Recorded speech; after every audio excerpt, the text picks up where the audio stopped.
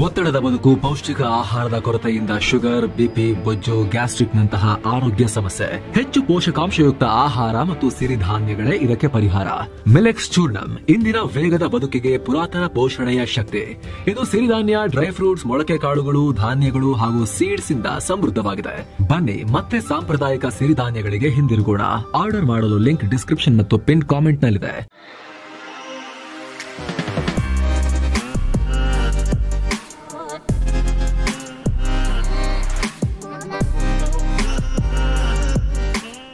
Hi friends, ದಿನದ ಎಲ್ಲ ಪ್ರಮುಖ ಸುದ್ದಿಯನ್ನ ನಿಮಗೆ ತಲುಪಿಸೋ ಮಸ್ತ್ಮಗ.comನ ಫುಲ್ ನ್ಯೂಸ್ಗೆ ಸ್ವಾಗತ. ಸ್ನೇಹಿತರೆ, ಇಡೀ ದೇಶಕ್ಕೆ, ನಮ್ಮ ಸೈನಿಕರಿಗೆ, ನಮ್ಮ ಭದ್ರತಾ ಪಡೆಗಳಿಗೆ ದೊಡ್ಡ ಜಯ ಸಿಕ್ಕಿದೆ.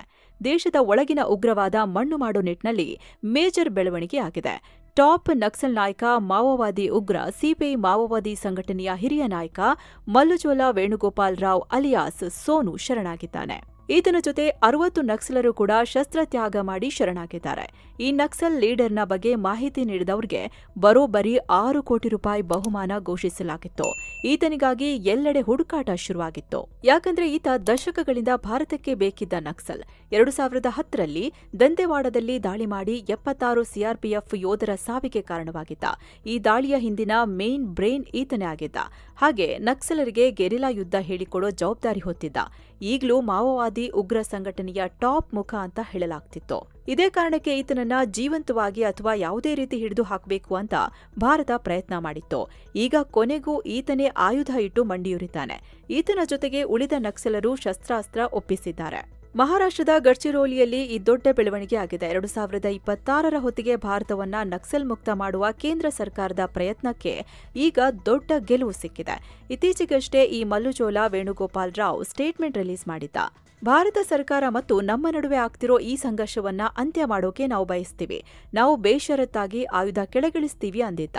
ಅಲ್ಲದೆ ಗೃಹ ಮಂತ್ರಿ ಅಮಿತ್ ಶಾ, ಪ್ರಧಾನಿ ಮೋದಿ ಮತ್ತು ಹಿರಿಯ ಅಧಿಕಾರಿಗಳ ಮನವಿ ಮೇರೆಗೆ ಬೇಷರತ್ತಾಗಿ ಶಸ್ತ್ರತ್ಯಾಗ ಮಾಡೋಕೆ ನಿರ್ಧರಿಸಿದ್ದೇವೆ. ನಮ್ಮ ಸಶಸ್ತ್ರ ಹೋರಾಟವನ್ನ ತಾತ್ಕಾಲಿಕವಾಗಿ ಅಂದ್ರೆ 1 ತಿಂಗಳವರೆಗೆ ನಿಲ್ಲಿಸ್ತೇವೆ. ಮಾತುಕತೆಗೆ ಮುಂದಾಗ್ತೇವೆ. ಈ ಕುರಿತು ಕೇಂದ್ರ ಸರ್ಕಾರ ಪ್ರತಿಕ್ರಿಯೆ ಕೊಡಬೇಕು ಅಂತ ಹೇಳಿದ್ದ. ಅದಾದ್ಮೇಲೆ ಮತ್ತೊಮ್ಮೆ ಕದನ ವಿರಾಮದ ಮನವಿ ಮಾಡಿದ್ದ. ಶಸ್ತ್ರತ್ಯಾಗ ಮತ್ತು ಕದನ ವಿರಾಮ ಮಾತ್ರ ನಮ್ಮ ಪಕ್ಷವನ್ನ ಉಳಿಸಿಕೊಳ್ಳೋ ಆಯ್ಕೆ ಅಂತ ಹೇಳಿದ್ದ. ಆದ್ರೆ ಗೃಹ ಸಚಿವ ಅಮಿತ್ ಶಾ ಅವರು ಇದಕ್ಕೆ ಒಪ್ಪಿರಲಿಲ್ಲ. ಕದನ ವಿರಾಮ, ಯುದ್ಧ ವಿರಾಮ ಏನೂ ಇಲ್ಲ. ನಮ್ಮ ಪಡೆಗಳು ನಿಮ್ಮನ್ನ ಸುತ್ತುವರೆದಿವೆ. ಶರಣಾಗಿ ಇಲ್ಲ ಗುಂಡು ತಿನ್ನಿ ಅಂತ ಹೇಳಿದ್ರು. 2026ಕ್ಕೆ ನಕ್ಸಲ್ ಮುಕ್ತ ಭಾರತ ಮಾಡೇ ಮಾಡ್ತೀವಿ ಅಂತ ಎಚ್ಚರಿಕೆ ಕೊಟ್ಟಿದ್ರು. ಅದರ ಬೆನ್ನಲ್ಲೇ ಶರಣಾಗೋದೊಂದೇ ಇರೋ ಆಯ್ಕೆ ಅಂತ ಸರೆಂಡರ್ ಆಗಿದ್ದಾರೆ. ಈ ಮೂಲಕ ಟಾಪ್ ನಕ್ಸಲ್ ನಾಯಕನೇ ಈಗ ಅವರ ಗುಂಪಿಗೆ ಇಲ್ಲವಾಗಿದ್ದಾನೆ. ಆದ್ರೆ ಈ ಖುಷಿಯ ನಡುವೆ ಛತ್ತೀಸ್ಗಢ್ನಲ್ಲಿ ನಕ್ಸಲರು ಮತ್ತೆ ಬಾಲ ಬಿಚ್ಚಿದ್ದಾರೆ. ಪೊಲೀಸ್ ಇನ್ಫಾರ್ಮರ್ ಅಂಥೇಳಿ ಸತ್ಯಂ ಪುನಿಮ್ ಅನ್ನೋ ಬಿಜೆಪಿ ಕಾರ್ಯಕರ್ತನನ್ನ ಹತ್ಯೆ ಮಾಡಿದ್ದಾರೆ. ಅವರ ಮನೆಗೆ ಆಗಮಿಸಿ ಅವರನ್ನ ಹೊರಗೆ ಕರೆದೊಯ್ದು ಈ ಹತ್ಯೆ ಮಾಡಿದ್ದಾರೆ ಅಂತ ಪೊಲೀಸ್ ಅಧಿಕಾರಿಗಳು ಹೇಳಿದ್ದಾರೆ. ಆ ಭಾಗದಲ್ಲಿ ಈಗ ಆಪರೇಷನ್ ತೀವ್ರವಾಗಿದೆ. ಪಾಕಿಸ್ತಾನ ಮತ್ತು ಅಫ್ಘಾನಿಸ್ತಾನ ನಡುವಿನ ಸಂಘರ್ಷಕ್ಕೆ ಅಲ್ಪ ವಿರಾಮ ಬಿದ್ದ ನಂತರ ತಾಲಿಬಾನಿಗಳು ಸಂಭ್ರಮಾಚರಣೆ ಮಾಡಿದ್ದಾರೆ.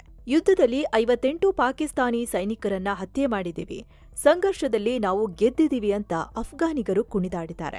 ಅಲ್ಲದೆ ಅಫ್ಘಾನ್ನ ಹಲವು ನಗರಗಳಾದ್ಯಂತ ದೊಡ್ಡ ಸಂಖ್ಯೆಯಲ್ಲಿ ಜನ ಕೂಡ ಬೀದಿಗೆ ಬಂದು ಧ್ವಜ ಹಾರಿಸಿ ಡ್ಯಾನ್ಸ್ ಮಾಡಿದ್ದಾರೆ. ತಾಲಿಬಾನಿಗಳನ್ನ ಹೊತ್ಕೊಂಡು ಮೆರವಣಿಗೆ ಮಾಡ್ತಿರೋ ವಿಡಿಯೋ ಕೂಡ ವೈರಲ್ ಆಗ್ತಿದೆ. ಜೊತೆಗೆ ತಾಲಿಬಾನಿ ಫೈಟರ್ಸ್ಗೆ ಹೂಮಾಲೆ ಹಾಕಿ ಅದ್ದೂರಿಯಾಗಿ ಅವರಿಗೆ ಗೌರವ ನೀಡಿದ್ದಾರೆ. ತಾಲಿಬಾನಿಗಳ ಪರ ಘೋಷಣೆ ಕೂಗಿ ಹಾಡಿ ಕುಣಿದು ಕುಪ್ಪಳಿಸಿದ್ದಾರೆ. ಈ ಸಂದರ್ಭದಲ್ಲಿ ಮಾತನಾಡಿದ ತಾಲಿಬಾನ್ ಸೈನಿಕರು ಪಾಕಿಸ್ತಾನಕ್ಕೆ ಬಿಗ್ ಮೆಸೇಜ್ ನೀಡಿದ್ದಾರೆ. ನಾವೀಗ ಜಸ್ಟ್ ನಮ್ಮ 10% ಬಲ ಪ್ರಯೋಗ ಮಾಡಿ ನಿಮ್ಮೊಂದಿಗೆ ಫೈಟ್ ಮಾಡಿದ್ದೇವೆ. ಇದಕ್ಕೇನೆ ನೀವು ಸೇನಾ ಪೋಸ್ಟ್ ಬಿಟ್ಟು ಓಡಿ ಹೋಗಿದ್ದೀರಾ. ಮತ್ತೆಲ್ಲಾದ್ರೂ ನಮ್ಮ ಅಫ್ಘಾನ್ ಭೂಮಿಯ ಸಾರ್ವಭೌಮತ್ವವನ್ನ ಉಲ್ಲಂಘನೆ ಮಾಡೋ ದುಸ್ಸಾಹಸ ತೋರಿಸಿದ್ರೆ ಪರಿಣಾಮ ನೆಟ್ಟಗಿರಲ್ಲ. ನಾವು ನಮ್ಮ 100% ಶಕ್ತಿ ಬಳಸಿ ನಿಮ್ಮ ವಿರುದ್ಧ ಫೈಟ್ ಮಾಡಬೇಕಾಗುತ್ತೆ ಅಂತ ವಾರ್ನಿಂಗ್ ಕೊಟ್ಟಿದ್ದಾರೆ. ಇನ್ನು ತಾಲಿಬಾನ್ ಸರ್ಕಾರ ಕೂಡ ಪಾಕಿಸ್ತಾನ ಇನ್ಮುಂದೆಯಾದ್ರೂ ಪಾಠ ಕಲಿಬೇಕು, ಇಲ್ಲಾಂದ್ರೆ ತಕ್ಕ ಪ್ರತಿಕ್ರಿಯೆ ಕೊಡಬೇಕಾಗುತ್ತೆ ಅಂತ ಉತ್ತರಿಸಿದ್ದಾರೆ. ಇನ್ನು Kannada Bigg Boss reality show ವಿವಾದ ತಣ್ಣಗಾದ ನಂತರ ತಮಿಳು ಬಿಗ್ ಬಾಸ್ ಶೋನಲ್ಲಿ ದೊಡ್ಡ ತಲ್ಲಣ ಉಂಟಾಗಿದೆ. ತಮಿಳುನಾಡಿನಲ್ಲಿ ಆಡಳಿತದಲ್ಲಿರೋ ಡಿಎಂಕೆಯ ಮಿತ್ರ ಪಕ್ಷ ತಮಿಳಗ ವಾಳ್ವಿರಮೈ ಕಚ್ಚಿ ಅಥವಾ TVK Tamil Bigg Boss ban ಆಗಬೇಕು ಅಂತ ಕರೆ ಕೊಟ್ಟಿದೆ.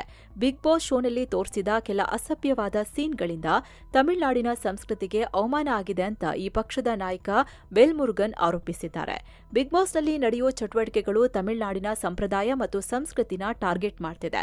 ತಮಿಳುನಾಡಿನ ವಿದ್ಯಾರ್ಥಿಗಳನ್ನ ಅವರ ಭವಿಷ್ಯವನ್ನ ಹಾಳು ಮಾಡ್ತಿದೆ. ಅಸಹ್ಯವಾದ ಬಾಡಿ ಮೂವ್ಮೆಂಟ್ಸ್, ಬೆಡ್ರೂಮ್ ಸೀನ್ಗಳನ್ನ ತೋರಿಸಲಾಗ್ತಿದೆ. ಇಂಥ ಸೀನ್ಗಳನ್ನ ಹೆಣ್ಮಕ್ಳು ಮತ್ತು ಪುಟ್ಟ ಮಕ್ಕಳ ಜೊತೆ ಕೂತು ನೋಡಕ್ಕಾಗಲ್ಲ.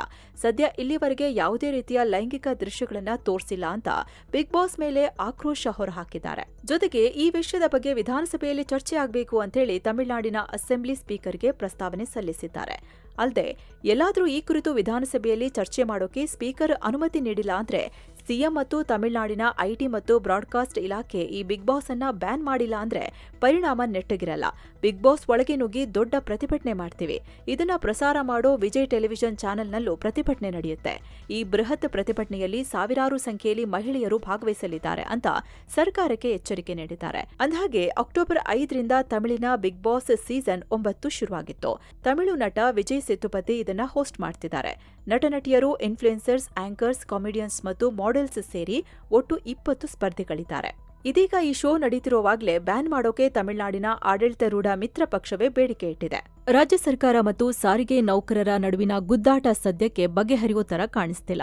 ವಿವಿಧ ಬೇಡಿಕೆಗಳಿಗೆ ಆಗ್ರಹಿಸಿ ಸಾರಿಗೆ ನೌಕರರು ಮತ್ತೆ ಮುಷ್ಕರ ನಡೆಸೋಕೆ ಸಜ್ಜಾಗಿದ್ದಾರೆ. ಅಕ್ಟೋಬರ್ 15 ಅಂದ್ರೆ ನಾಳೆಯಿಂದ ಮುಷ್ಕರ ನಡೆಯಲಿದೆ. ಆಗಸ್ಟ್ 5ರಂದು ಬಸ್ ನಿಲ್ಲಿಸಿ ಪ್ರತಿಭಟನೆ ನಡೆಸಲು ಸಾರಿಗೆ ನೌಕರರು ಮುಂದಾಗಿದ್ರು. ಆದ್ರೆ ಹೈಕೋರ್ಟ್ ಮುಷ್ಕರ ಮುಂದೂಡುವಂತೆ ಸೂಚಿಸಿತ್ತು. ಇದರಿಂದ ಮುಷ್ಕರ ಕೈಬಿಟ್ಟಿದ್ರು. ಆದ್ರೂ ಇಲ್ಲಿವರೆಗೂ ಸರ್ಕಾರ ಬೇಡಿಕೆ ಈಡೇರಿಸಲು ಯಾವುದೇ ಕ್ರಮ ಕೈಗೊಂಡಿಲ್ಲ ಅಂತ ಸಾರಿಗೆ ನೌಕರರು ಹೋರಾಟ ನಡೆಸಲು ತೀರ್ಮಾನಿಸಿದ್ದಾರೆ. ಬಿಎಂಟಿಸಿ, ಕೆಎಸ್ಆರ್ಟಿಸಿ ಬಸ್ ಬಂದ್ ಮಾಡಿ ಬೆಂಗಳೂರು, ಹುಬ್ಬಳ್ಳಿ ಹಾಗೂ ಕಲಬುರಗಿ ಸಾರಿಗೆ ನೌಕರರು 5 ದಿನ ಉಪವಾಸ ಸತ್ಯಾಗ್ರಹ ನಡೆಸಲು ಸಜ್ಜಾಗಿದ್ದಾರೆ. ಹೀಗಾಗಿ ದೀಪಾವಳಿ ಹಬ್ಬದ ನಡುವೆಯೇ ಸಾರಿಗೆ ಬಸ್ ಸಂಚಾರದಲ್ಲಿ ವ್ಯತ್ಯಯ ಉಂಟಾಗೋ ಸಾಧ್ಯತೆಗಳಿವೆ. ಇನ್ನು ಸ್ನೇಹಿತರೆ, ರಾಜ್ಯ, ದೇಶ ಮತ್ತು ವಿದೇಶದಲ್ಲಿ ಏನೇನಾಗಿದೆ ಅಂತ ನೋಡೋಕ್ಕೂ ಮೊದಲು ನಮ್ಮ ಆತ್ಮೀಯ ವೀಕ್ಷಕರಲ್ಲಿ ಒಂದು ಸಣ್ಣ ಮನವಿ. ನೀವಿನ್ನೂ ನಮ್ಮ ಚಾನೆಲ್ ಅನ್ನ ಸಬ್ಸ್ಕ್ರೈಬ್ ಮಾಡಿಲ್ಲ ಅಂದ್ರೆ ದಯವಿಟ್ಟು ಈ ಕೂಡಲೇ ಸಬ್ಸ್ಕ್ರೈಬ್ ಮಾಡಿ. ಪಕ್ಕದಲ್ಲಿರೋ ಗಂಟೆ ಬಟನ್ ಮೇಲೆ ಕ್ಲಿಕ್ ಮಾಡಿ. ಇದರಿಂದ ಮತ್ತಷ್ಟು ನಿಖರ ಮತ್ತು ಸ್ಪಷ್ಟವಾದ ಮಾಹಿತಿ ಕೊಡೋಕೆ ನಮಗೆ ಪ್ರೋತ್ಸಾಹ ಸಿಗುತ್ತೆ. ಬನ್ನಿ ಈಗ ಸುದ್ದಿಯಲ್ಲಿ ಮುಂದುವರಿಯೋಣ. ನೇತ್ರಾವತಿ ತೀರದ ಬುರುಡೆ ಪ್ರಕರಣ ವಿಚಾರಣೆಯನ್ನ ಎಸ್ಐಟಿ ಕಂಟಿನ್ಯೂ ಮಾಡಿದೆ. ಈ ಪ್ರಕರಣದಲ್ಲಿ ಸಾಕ್ಷಿ ದೂರುದಾರ ಚಿನ್ನಯ್ಯನ ಪತ್ನಿ ಮತ್ತು ಸಹೋದರಿಯನ್ನ ಎಸ್ಐಟಿ ಅಧಿಕಾರಿಗಳು ವಿಚಾರಣೆ ನಡೆಸಿದ್ದಾರೆ. ಚಿನ್ನಯ್ಯನ ಕುಟುಂಬಕ್ಕೆ ಹಣಕಾಸು ವರ್ಗಾವಣೆ ಆಗಿರೋ ಮಾಹಿತಿಯನ್ನ ಕಲೆ ಹಾಕೋಕೆ ಈ ವಿಚಾರಣೆಯನ್ನ ನಡೆಸಲಾಗಿದೆ ಅಂತ ಅಧಿಕಾರಿಗಳು ಹೇಳಿದ್ದಾರೆ. ಜೊತೆಗೆ ಈ ಹಿಂದೆ ಅಸಹಜ ಸಾವುಗಳು ಸಂಭವಿಸಿದಾಗ ಅದನ್ನ ವಿಲೇವಾರಿ ಮಾಡುವಾಗ ಕರ್ತವ್ಯದಲ್ಲಿದ್ದ ಕೆಲ ಪೊಲೀಸ್ ಸಿಬ್ಬಂದಿನ ಸಹ ವಿಚಾರಣೆಗೆ ಒಳಪಡಿಸಲಾಗಿದೆ. ಇನ್ನು ಈ ಹಿಂದೆ ಇಲ್ಲಿ ಸಂಭವಿಸಿದ ಪದ್ಮಲತಾ, ವೇದವಲ್ಲಿ, ಆನೆಮಾವುತ ನಾರಾಯಣ, ಆತನ ಸಹೋದರಿ ಯಮುನಾ ಸಾವು ತನಿಖೆ ಆಗಬೇಕು ಅಂತ ಸೌಜನ್ಯ ತಾಯಿ ಕುಸುಮಾವತಿ ಮತ್ತು ಮತ್ತಿತರರು ಸೇರಿ ದೂರು ಕೊಟ್ಟಿದ್ರು. ಇದಕ್ಕೆ ಎಸ್ಐಟಿ ಪ್ರತಿಕ್ರಿಯೆ ನೀಡಿದೆ. ನ್ಯಾಯಾಲಯದ ಅನುಮತಿ ಇಲ್ಲದೆ ಈ ಪ್ರಕರಣಗಳನ್ನು ವಿಚಾರಣೆಗೆ ಕೈಗೆತ್ತಿಕೊಳ್ಳೋಕೆ ಸಾಧ್ಯವಿಲ್ಲ ಅಂತ ಅಧಿಕಾರಿಗಳು ತಿಳಿಸಿದ್ದಾರೆ. ಇನ್ನು ಈ ನೇತ್ರಾವತಿ ತೀರದ ಬುರುಡೆ ಪ್ರಕರಣದ ತನಿಖೆ ವೇಳೆ ಒಂದಷ್ಟು ಮೂಳೆಚೂರುಗಳು ಸಿಕ್ಕಿದ್ವು. ಇವುಗಳ ಡಿಎನ್ಎ ವಿಶ್ಲೇಷಣೆಗೆ ವಿಶೇಷ ಪರಿಣಿತಿ ಹೊಂದಿರೋ ಬೆಂಗಳೂರಿನ ಭಾರತೀಯ ವಿಜ್ಞಾನ ಸಂಸ್ಥೆಯ ಪ್ರಾಧ್ಯಾಪಕರುಗಳ ಸಹಾಯ ಕೇಳಲಾಗಿದೆ. ಕೋಲಾರ ಜಿಲ್ಲೆಯ ಮಾಲೂರು ವಿಧಾನಸಭಾ ಕ್ಷೇತ್ರದ ಕಾಂಗ್ರೆಸ್ ಶಾಸಕ ಕೆವೈ ನಂಜೇಗೌಡರಿಗೆ ಸುಪ್ರೀಂ ಕೋರ್ಟ್ ತಾತ್ಕಾಲಿಕ ರಿಲೀಫ್ ನೀಡಿದೆ. ಇವರ ಆಯ್ಕೆನ ರದ್ದುಪಡಿಸಿ ಹೈಕೋರ್ಟ್ ಆದೇಶ ನೀಡಿತ್ತು. ಆದರೆ ಹೈಕೋರ್ಟ್ ಆದೇಶಕ್ಕೆ ಸುಪ್ರೀಂ ಕೋರ್ಟ್ ತಾತ್ಕಾಲಿಕ ತಡೆ ನೀಡಿದೆ. ಹೈಕೋರ್ಟ್ ಆದೇಶ ಪ್ರಶ್ನಿಸಿ ನಂಜೇಗೌಡ ಸುಪ್ರೀಂ ಕೋರ್ಟ್ಗೆ ಮೇಲ್ಮನವಿ ಸಲ್ಲಿಸಿದ್ರು. ಇದನ್ನ ವಿಚಾರಣೆ ನಡೆಸಿದ ಜಸ್ಟಿಸ್ ಸೂರ್ಯಕಾಂತ್ ಮತ್ತು ಜಸ್ಟಿಸ್ ಜಾಯ್ಮಲ್ಯ ಬಾಗ್ಚಿ ಅವರಿದ್ದ ಪೀಠ ಪ್ರತಿವಾದಿಗಳಿಗೆ ನೋಟಿಸ್ ಜಾರಿ ಮಾಡಿದೆ. ಮುಂದಿನ ವಿಚಾರಣೆಯನ್ನ ನವೆಂಬರ್ 24ಕ್ಕೆ ನಿಗದಿ ಮಾಡಲಾಗಿದೆ. ಇನ್ನು ಮತಗಳ ಮರು ಎಣಿಕೆ ನಡೆಸಿ ಫಲಿತಾಂಶವನ್ನ ಮುಚ್ಚಿದ ಲಕೋಟೆಯಲ್ಲಿ ಸಲ್ಲಿಸುವಂತೆ ಕರ್ನಾಟಕದ ಮುಖ್ಯ ಚುನಾವಣಾಧಿಕಾರಿಗೆ ಸುಪ್ರೀಂ ಕೋರ್ಟ್ ಸೂಚನೆಯನ್ನ ನೀಡಿದೆ. ಅಂದಾಗೆ ಶಾಸಕ ಕೆವೈ ನಂಜೇಗೌಡ ಆಯ್ಕೆ ಅಸಿಂಧು ಅಂತ ಸೆಪ್ಟೆಂಬರ್ 16ರಂದು ಹೈಕೋರ್ಟ್ ತೀರ್ಪು ಕೊಟ್ಟಿತ್ತು. ಜೊತೆಗೆ ಸುಪ್ರೀಂ ಕೋರ್ಟ್ಗೆ ಮೇಲ್ಮನವಿ ಸಲ್ಲಿಸೋಕೆ 1 ತಿಂಗಳ ಟೈಮ್ ನೀಡಿತ್ತು. ಹಾಗೆ ಮೇಲ್ಮನವಿ ಸಲ್ಲಿಸುವವರೆಗೆ ಆದೇಶನ ಸ್ಟೇಟಸ್ ಕೋ ಮೇಂಟೈನ್ ಮಾಡೋಕೆ ಅಂದ್ರೆ ಯಾವುದೇ ನಿರ್ಧಾರಕ್ಕೆ ಬರದಂತೆ ನಿರ್ದೇಶನ ನೀಡಿತ್ತು. ಈಗ ಈ ಬೆಳವಣಿಗೆಯಾಗಿದೆ. ರಾಜ್ಯದಲ್ಲಿ ಆಗಾಗ ಶಾಲೆಗಳು ಮತ್ತು ಸರ್ಕಾರಿ ಕಚೇರಿಗಳಿಗೆ ಸ್ಫೋಟಕ ಬೆದರಿಕೆ ಸಂದೇಶ ಬರ್ತಿವೆ. ಇತ್ತೀಚೆಗಷ್ಟೇ CM Siddaramaiah, DCM DK Shivakumar ಮನೆಗಳನ್ನ ಸ್ಫೋಟಿಸೋದಾಗಿ ಬೆದರಿಕೆ ಸಂದೇಶಗಳು ಬಂದಿದ್ವು. ಇದರ ಬೆನ್ನಲ್ಲೇ ರಾಜ್ಯ ಪೊಲೀಸ್ ಇಲಾಖೆ ಎಚ್ಚೆತ್ತುಕೊಂಡಿದೆ. ಸ್ಫೋಟಕ ಬೆದರಿಕೆ ಕೇಸ್ಗಳನ್ನು ಭೇದಿಸೋಕೆ ವಿಶೇಷ ತನಿಖಾ ತಂಡ ರಚಿಸಲಾಗಿದೆ. ಇಂತಹ ಬೆದರಿಕೆಗಳನ್ನ ತಪ್ಪಿಸೋಕೆ ಮತ್ತು ಹುಸಿ ಬೆದರಿಕೆ ಹಾಕೋರನ್ನ ಹೆಡಿಮುರಿ ಕಟ್ಟೋಕೆ ಜಂಟಿ ಪೊಲೀಸ್ ಆಯುಕ್ತ ವಂಶೀಕೃಷ್ಣ ತನಿಖಾ ತಂಡ ರಚಿಸಿದ್ದಾರೆ. ಕಳೆದ ಶನಿವಾರ ಸಿಎಂ ಮತ್ತು ಡಿಸಿಎಂ ಮನೆಗಳಲ್ಲಿ 4 ಕೆಜಿಯಷ್ಟು ಸ್ಫೋಟಕ ಇರಿಸಲಾಗಿದೆ. ಅವುಗಳನ್ನ ದೂರದಿಂದಲೇ ಸ್ಫೋಟಿಸಲಾಗುತ್ತೆ ಅಂತ ಹುಸಿ ಬೆದರಿಕೆ ಸಂದೇಶ ಬಂದಿತ್ತು. ನಂತರ ಸ್ಫೋಟಕ ನಿಷ್ಕ್ರಿಯ ದಳ ಮತ್ತು ಶ್ವಾನದಳದಿಂದ ಶೋಧ ನಡೆಸಲಾಗಿತ್ತು. ಬಳಿಕ ಅದು ಹುಸಿ ಬೆದರಿಕೆ ಅಂತ ಗೊತ್ತಾಗಿತ್ತು. ಈಗ ತನಿಖೆಗಾಗಿ ಎಸ್ಐಟಿ ರಚಿಸಲಾಗಿದೆ. ರಾಜ್ಯದಲ್ಲಿ ಆರ್ಎಸ್ಎಸ್ ಚಟುವಟಿಕೆಗಳಿಗೆ ನಿರ್ಬಂಧ ಹಾಕಿ ಅಂತ ಪತ್ರ ಬರೆದಿದ್ದಕ್ಕೆ ನನಗೆ ಬೆದರಿಕೆ ಕರೆ ಬರ್ತಿವೆ ಅಂತ ಸಚಿವ ಪ್ರಿಯಾಂಕ್ ಖರ್ಗೆ ಹೇಳಿದ್ದಾರೆ. ಸರ್ಕಾರಿ ಶಾಲೆ, ಕಾಲೇಜು ಮತ್ತು ಇನ್ನಿತರ ಸ್ಥಳಗಳಲ್ಲಿ ಆರ್ಎಸ್ಎಸ್ ಚಟುವಟಿಕೆಗಳಿಗೆ ನಿರ್ಬಂಧ ಹೇರಿ ಅಂತ ನಾನು ಸಿಎಂ ಸಿದ್ದರಾಮಯ್ಯ ಅವರಿಗೆ ಪತ್ರ ಬರೆದ ಬೆನ್ನಲ್ಲೇ ನನ್ನ ಫೋನ್ ರಿಂಗ್ ಆಗೋದೇ ನಿಂತಿಲ್ಲ. ಸರಣಿ ಕರೆಗಳು ಬರ್ತಿವೆ. ನನ್ನ ಮತ್ತು ನನ್ನ ಕುಟುಂಬದ ವಿರುದ್ಧ ಬೆದರಿಕೆಗಳು, ಅತ್ಯಂತ ಕೆಟ್ಟ ಪದಗಳಿಂದ ನಿಂದಿಸಲಾಗ್ತಿದೆ. ಆದ್ರೆ ನಾನು ಇದರಿಂದ ವಿಚಲಿತನಾಗಲ್ಲ. ಮಹಾತ್ಮ ಗಾಂಧಿ ಅಥವಾ ಬಾಬಾ ಸಾಹೇಬ್ ಅಂಬೇಡ್ಕರ್ ಅವರನ್ನೇ ಬಿಡದ ಆರ್ಎಸ್ಎಸ್ ನನ್ನನ್ನೇಕೆ ಬಿಡುತ್ತೆ? ಬೆದರಿಕೆಗಳು ಮತ್ತು ವೈಯಕ್ತಿಕ ನಿಂದನೆಗಳು ನನ್ನನ್ನ ಮೌನಗೊಳಿಸುತ್ತವೆ ಅಂತ ಅವರು ಭಾವಿಸಿದ್ರೆ ಅದು ಅವರ ತಪ್ಪು ಭಾವನೆ. ಇದು ಕೇವಲ ಆರಂಭವಷ್ಟೇ ಅಂತ ಪ್ರಿಯಾಂಕ್ ಖರ್ಗೆ ಹೇಳಿದ್ದಾರೆ. ಇನ್ನು ಈ ವಿಚಾರವಾಗಿ ರಾಜ್ಯ ಗೃಹ ಮಂತ್ರಿ ಜಿ ಪರಮೇಶ್ವರ್ ಮಾತನಾಡಿದ್ದಾರೆ. ಮತ್ತೆ ನನಗೆ ಗೊತ್ತಿಲ್ಲ ಅಂತ ಹೇಳಿದ್ದಾರೆ. ಆರ್ಎಸ್ಎಸ್ ಚಟುವಟಿಕೆಗಳಿಗೆ ಕಡಿವಾಣ ಹಾಕಿ ಅಂತ ಪ್ರಿಯಾಂಕ್ ಖರ್ಗೆ ಸಿಎಂಗೆ ಪತ್ರ ಬರೆದಿರೋದು ನನಗೇನು ಗೊತ್ತಿಲ್ಲ.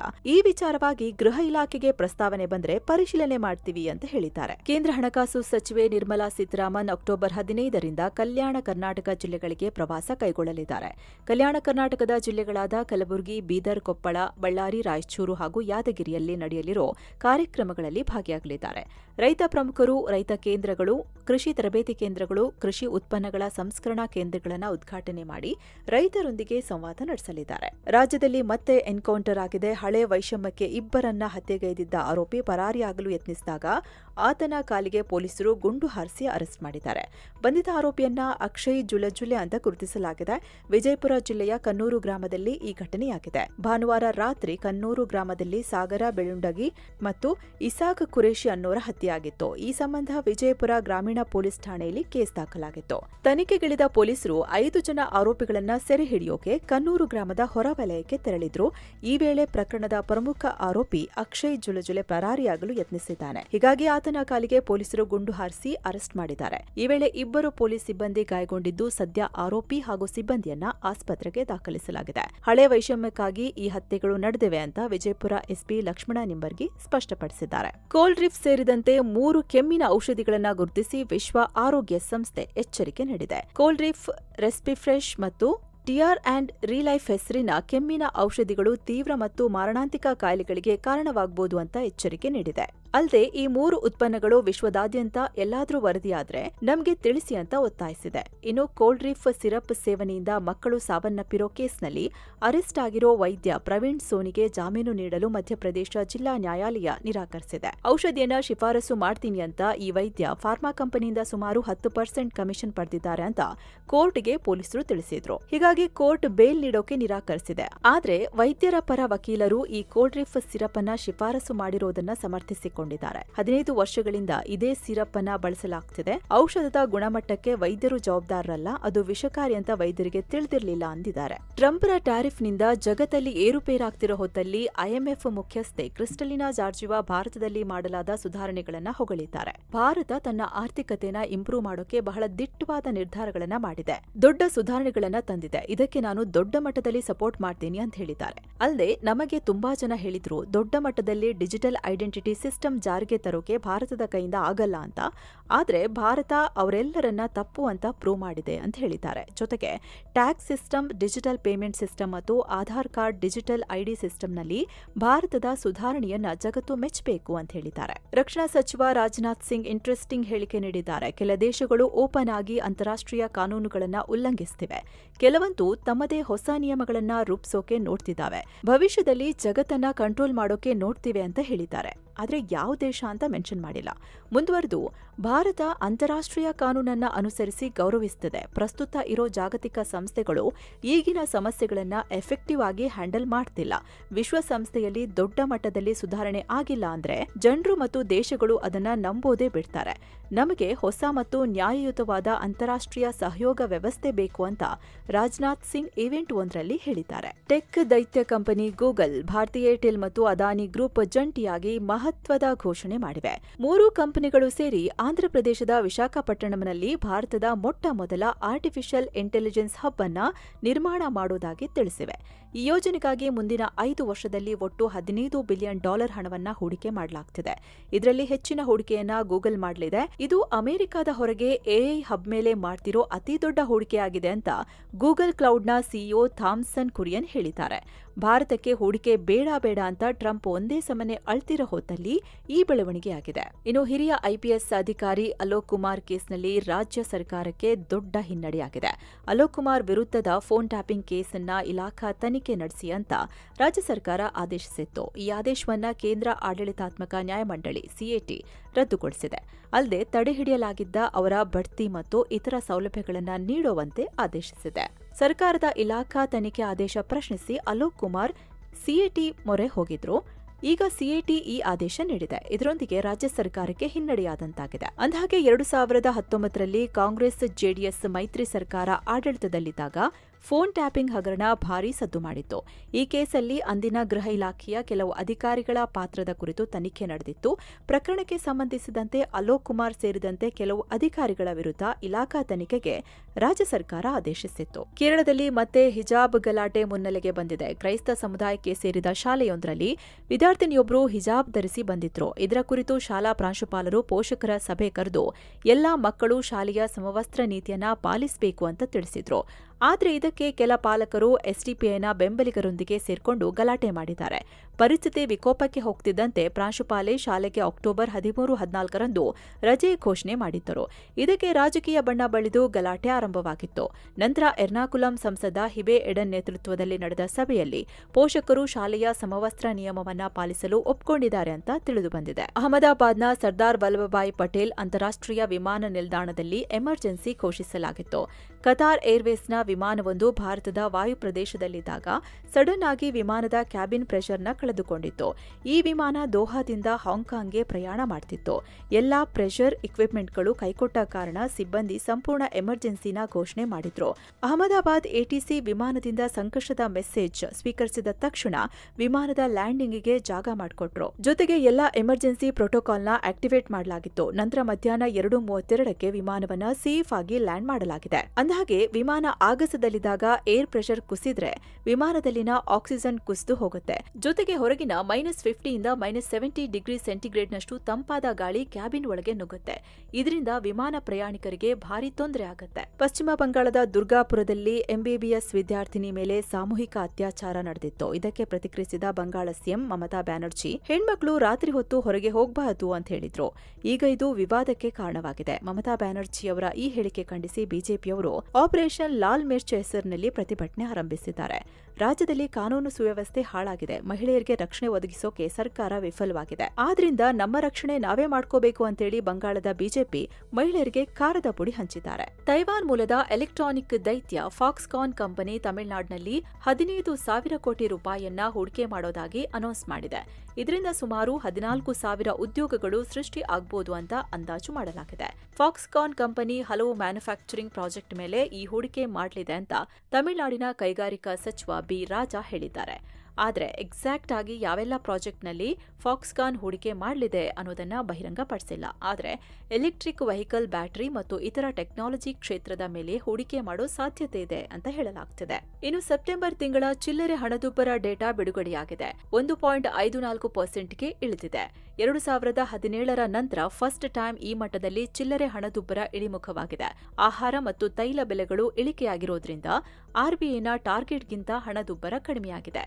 ಭಾರತದ ಷೇರುಪೇಟೆ ಈ ಸೆಷನ್ನಲ್ಲೂ ಲಾಸ್ ಮಾಡಿಕೊಂಡಿದೆ. ದಿನದ ವಹಿವಾಟಿನ ಅಂತ್ಯಕ್ಕೆ ಸೆನ್ಸೆಕ್ಸ್ 297 ಪಾಯಿಂಟ್ಸ್ ಡೌನ್ ಆಗಿ 82,029ಕ್ಕೆ ತಲುಪಿದೆ. ನಿಫ್ಟಿ 81 ಪಾಯಿಂಟ್ ಡೌನ್ ಆಗಿ 25,145ಕ್ಕೆ ರೀಚ್ ಆಗಿದೆ. ಅಮೆರಿಕ ಅಧ್ಯಕ್ಷ ಟ್ರಂಪ್ ಚೀನಾ ಮೇಲೆ ಹೆಚ್ಚುವರಿ 100% ಟ್ಯಾರಿಫ್ ಹೇರಿದ್ದಾರೆ. ಸೊ ವಿಶ್ವದ ಎರಡು ದೊಡ್ಡ ಆರ್ಥಿಕತೆಗಳ ನಡುವೆ ಉದ್ವಿಗ್ನತೆ ಹೆಚ್ಚಾಗ್ತಿದೆ. ಇದರಿಂದ ಜಾಗತಿಕ ಆರ್ಥಿಕತೆ ಮೇಲೆ ಗಂಭೀರ ಪರಿಣಾಮ ಉಂಟಾಗಬಹುದು ಅನ್ನೋ ಆತಂಕ ಮಾರ್ಕೆಟ್ನಲ್ಲಿ ಮೂಡಿದೆ. ಇದರ ಜೊತೆಗೆ ಜಾಗತಿಕ ಮಾರುಕಟ್ಟೆಯ ವೀಕ್ ಟ್ರೆಂಡ್ ಕೂಡ ಮಾರ್ಕೆಟ್ಗೆ ಪೆಟ್ಟು ಕೊಟ್ಟಿದೆ. ಹೀಗಾಗಿ ವಾರದ ಎರಡನೇ ಸೆಷನ್ನಲ್ಲೂ ಷೇರುಪೇಟೆ ನಷ್ಟದಲ್ಲಿ ಕೊನೆಗೊಂಡಿದೆ.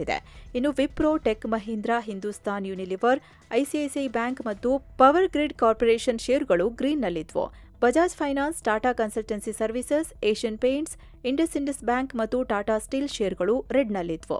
ಇನ್ನು ಡಾಲರ್ ಮುಂದೆ ರೂಪಾಯಿ ಮೌಲ್ಯ 12 ಪೈಸೆ ಇಳಿಕೆಯಾಗಿ 88 ರೂಪಾಯಿ 80 ಪೈಸೆ ಆಗಿದೆ. ಇನ್ನು ಚಿನ್ನ ಮತ್ತು ಬೆಳ್ಳಿ ಬೆಲೆ ವಿಚಾರಕ್ಕೆ ಬಂದ್ರೆ 24 ಕ್ಯಾರೆಟ್ನ 10 ಗ್ರಾಂ ಚಿನ್ನದ ಬೆಲೆಯಲ್ಲಿ 1,997 ರೂಪಾಯಿ ಏರಿಕೆಯಾಗಿ 1,26,152 ರೂಪಾಯಿ ಆಗಿದೆ. 22 ಕ್ಯಾರೆಟ್ನ 10 ಗ್ರಾಂ ಚಿನ್ನದ ಬೆಲೆಯಲ್ಲಿ 1,830 ರೂಪಾಯಿ ಏರಿಕೆಯಾಗಿ 1,15,560 ರೂಪಾಯಿ ಆಗಿದೆ. 1 ಕೆಜಿ ಬೆಳ್ಳಿ ಬೆಲೆಯಲ್ಲಿ 2,775 ರೂಪಾಯಿ ಜಾಸ್ತಿಯಾಗಿ 1,78,100 ರೂಪಾಯಿ ಆಗಿದೆ. ಸೊ ಫ್ರೆಂಡ್ಸ್, ಇದಾಗಿತ್ತು ಇವತ್ತಿನ ಫುಲ್ ನ್ಯೂಸ್. ಇನ್ನು ನಿಮಗೆ ಈ ವಿಡಿಯೋ ಇಷ್ಟ ಆಗ್ತಿದ್ರೆ, ನಮ್ಮ ಈ ಪ್ರಯತ್ನ ನಿಮಗೆ ವ್ಯಾಲ್ಯೂಯಬಲ್ ಅನ್ಸಿದ್ರೆ ಈ ಕೂಡಲೇ ಕೆಳಗೆ ಕಾಣ್ತಿರೋ ಜಾಯಿನ್ ಆಪ್ಷನ್ನ ಕ್ಲಿಕ್ ಮಾಡಿ ನಮ್ಮನ್ನ ಬೆಂಬಲಿಸಿ. ಹೀಗೆ ಮತ್ತೆ ಭೇಟಿ ಆಗ್ತಿರೋಣ. ನಮಸ್ಕಾರ.